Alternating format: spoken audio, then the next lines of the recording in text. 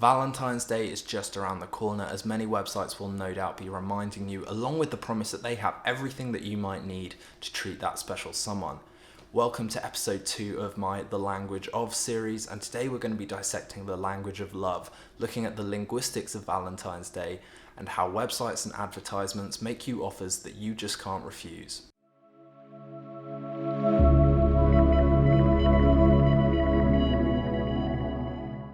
Valentine's Day is a tricky one because most companies don't actually care about February 14th because by then it's too late.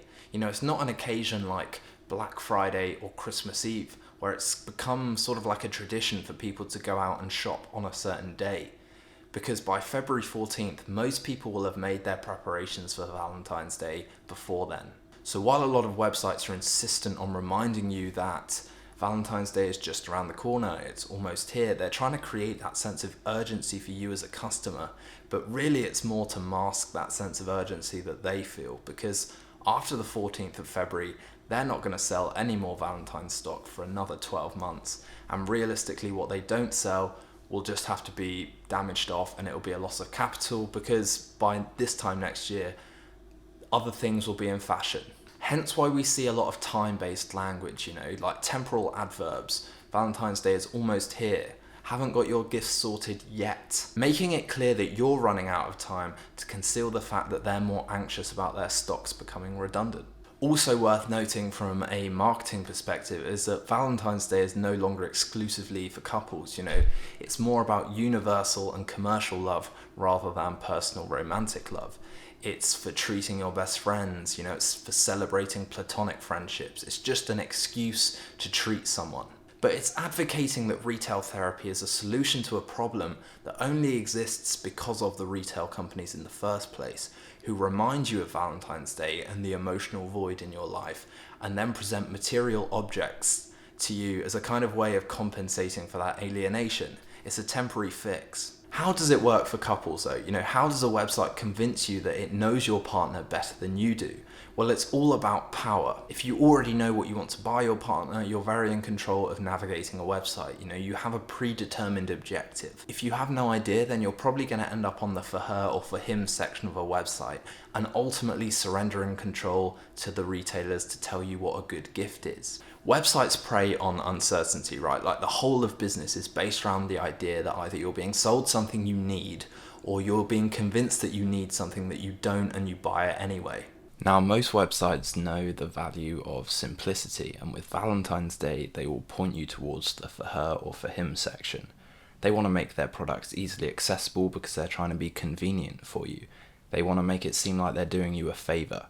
Now, these sections are often incredibly stereotyped from a visual point of view. And why are they stereotyped? Because they're generic. It already reveals that they don't actually know your partner better than you. And by presenting a variety of impersonal gifts, they expose the fact that they actually have no idea what you're searching for. They're clueless and they're just hoping that something catches your attention. Because Valentine's Day is ultimately about love, and they can't sell you love. And that's because love is an abstract noun, okay? It's not tangible, it's not something you can physically hold. It's like the old proverb, money can't buy happiness. Well, that works at a literal level, because again, happiness is an abstract noun. You can't pick it off a shelf, whack it in your trolley, and scan it at a checkout. Websites can't sell you love, but they can imbue their products with the illusion that they are. So for the guys, if this advert is to be believed, we want an electric razor and an analog watch, original. Girls, on the other hand, want perfume and digital smartwatches. So for guys, there's a focus on the practical, whereas for girls, there's a focus on the digital and the aesthetic. The items in the pictures are being foregrounded over the heart, which from an image composition perspective could mean that love is in the background, out of reach until you buy these items. It's creating that visual association between the love heart and the products to subconsciously make you think that one leads to the other. What's happening on this website? Well, guys want wallets, watches, notebooks, girls want jewellery and handbags. This is even more stereotyped. The girls' products are shot on a bed, the guys are shot on a work desk. So interestingly, we've got outdated gender roles being enforced. These are quite sexist images because implicitly it's saying that girls need to look good and expensive, whereas guys need to be organised and employed. So we've got elements of sexism appearing in the image itself simply because of the background and the implications it prescribes.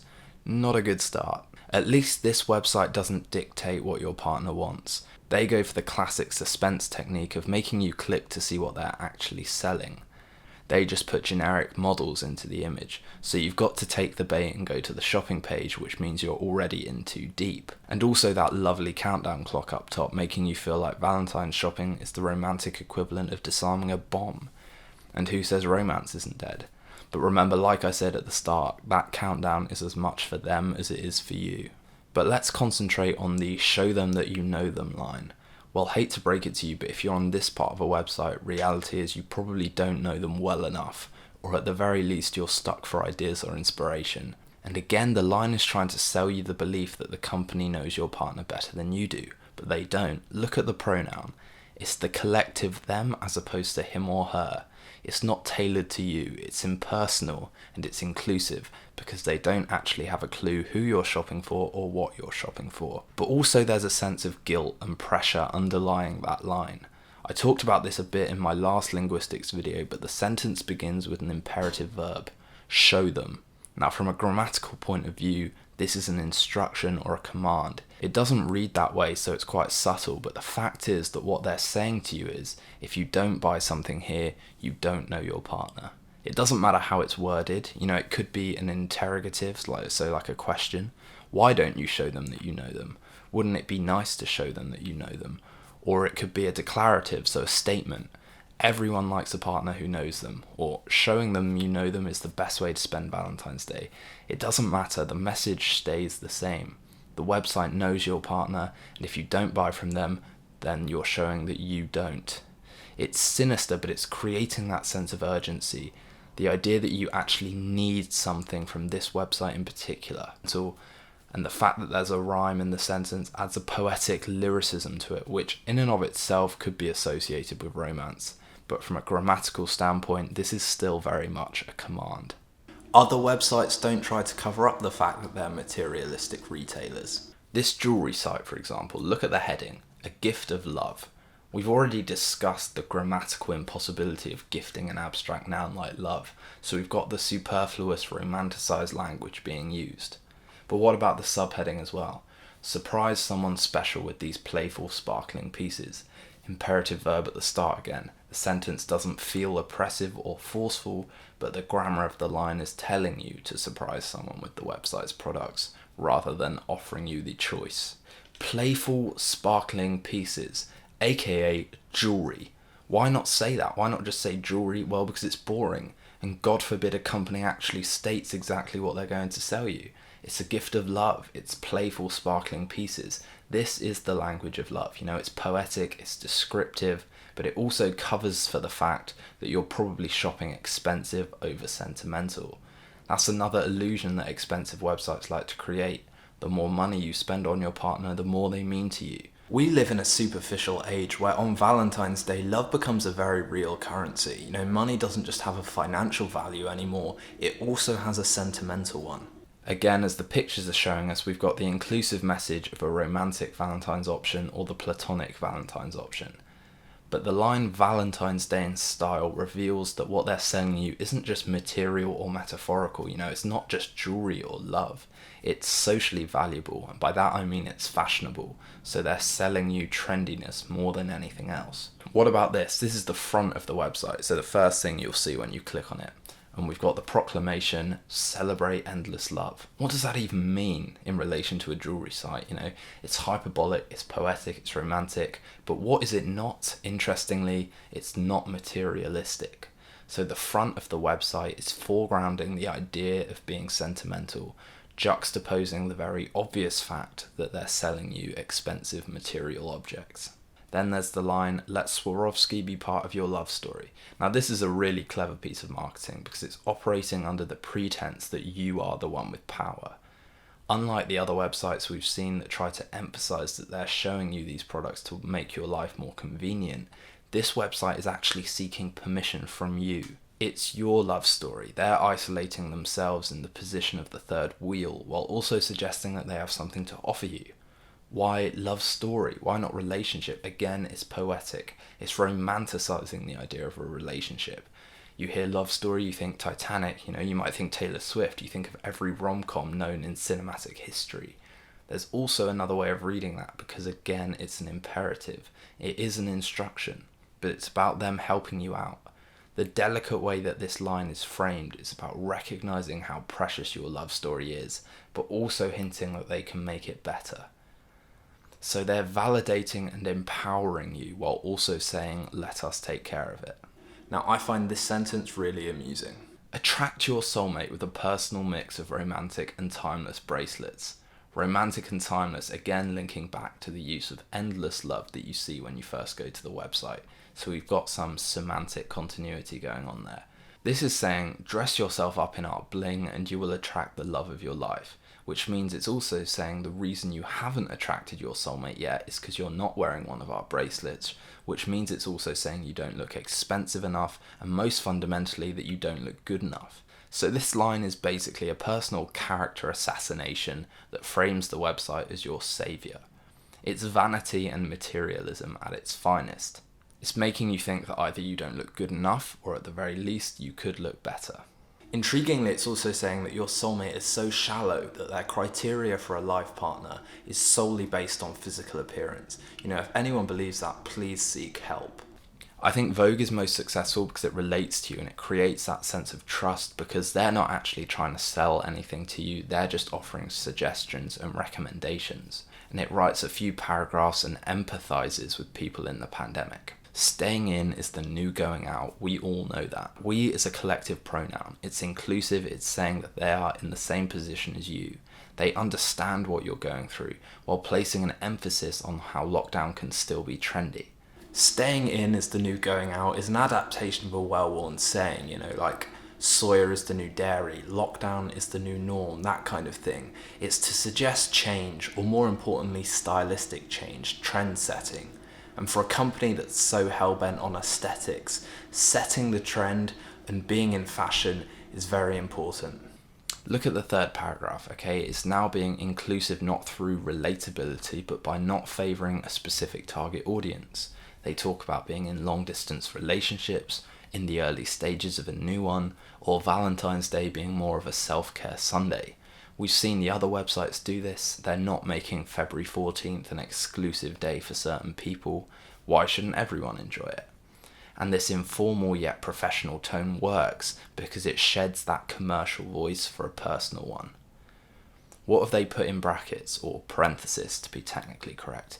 A little stab at humour. They'll never know you're still in your tracksuit bottoms. It creates that idea of a separate relationship being established between you and the company. So it creates a very superficial sense of intimacy between them and you. The fact that it's written in brackets makes it feel like an offhand remark, like an aside, not meant to be overheard by everyone.